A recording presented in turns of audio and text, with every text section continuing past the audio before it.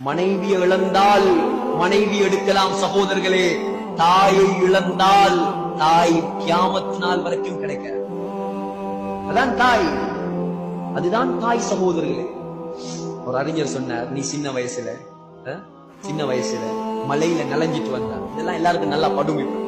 மலையில நலஞ்சிட்டு வந்தா நானா கேட்பானோ, நானா மூளை இல்லையாடா மலையில நலஞ்சிட்டு வந்திக்கிறாய். தாத்தா கேட்பாவா, ஒரு மூளையை பார்த்து ஒதுங்கிக்கலாம், ஒரு மூளையை பார்த்து ஒதுங்கி இருக்கலாமே. பாப்பா கேட்பாரா, கொடை கொண்டு போய் தீக்கலாமே, கொடை கொண்டு போய் தீக்கலாமே.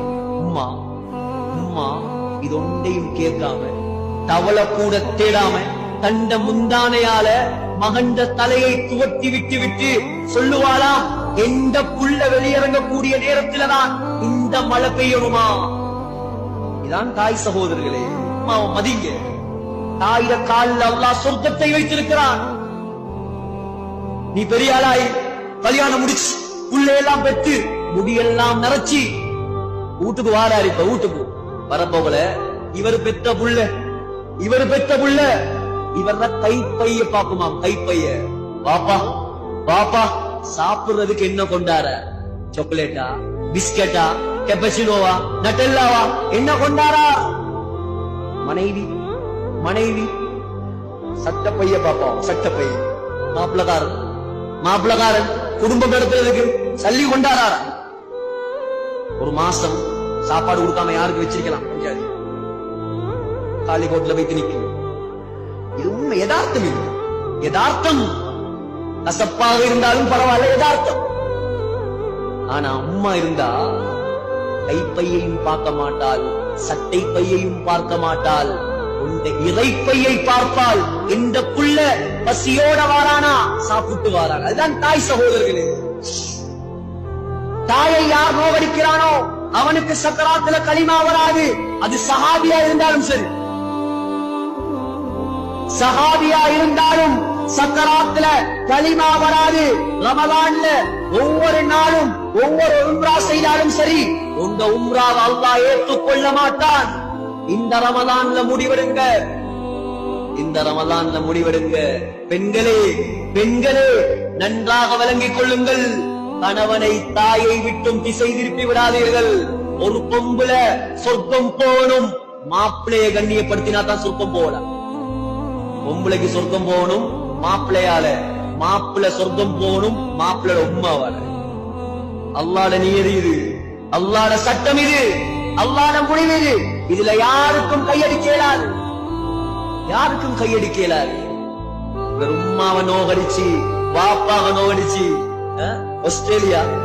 ஆஸ்திரேலியால சட்டம் என்ன தெரியுமா?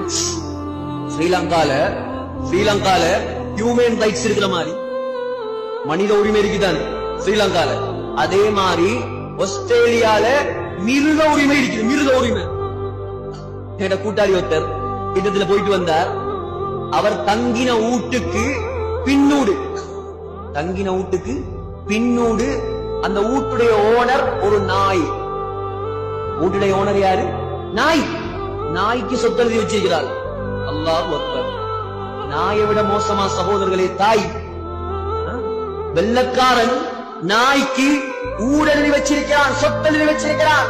இன்னைக்கு எங்க சமூகம் பெற்ற தாய வீட்டுல வச்சிருக்கிறதுக்கு வக்கு இல்லாம அநாத இல்லத்திலையும் முதியோர் இல்லத்திலையும் ரோட்லையும் போட்டு விரட்டுறான்.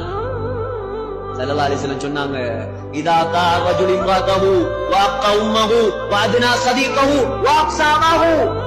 மனைவிக்கு கட்டுப்பட்டு தாயை ஒதுக்கும் காலம் வந்தால், மனைவிக்கு கட்டுப்பட்டு தாயை நோகடிக்கும் காலம் வந்தால், நண்பனுக்கு கட்டுப்பட்டு பாப்பாவை தூரமாக்கும் காலம் வந்தால், நெருப்பு மலையை எதிர்பாருங்கள்.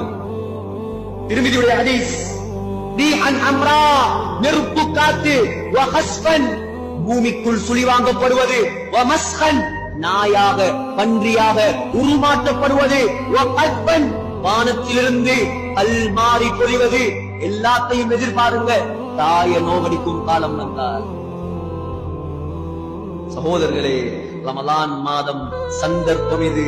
பயான் முடிந்த உடனே யாரெல்லாம் இரத்த பந்தத்தை துண்டித்திருக்கிறோமோ, எந்த பெண்கள் எல்லாம் இரத்த உறவோடு பேசாம இருக்கிறாங்களோ, யாரெல்லாம் அம்மாவை நோகடிச்சோமோ கால்ல போய் விழுந்து மன்னிப்பு கேளுங்க உம்மாட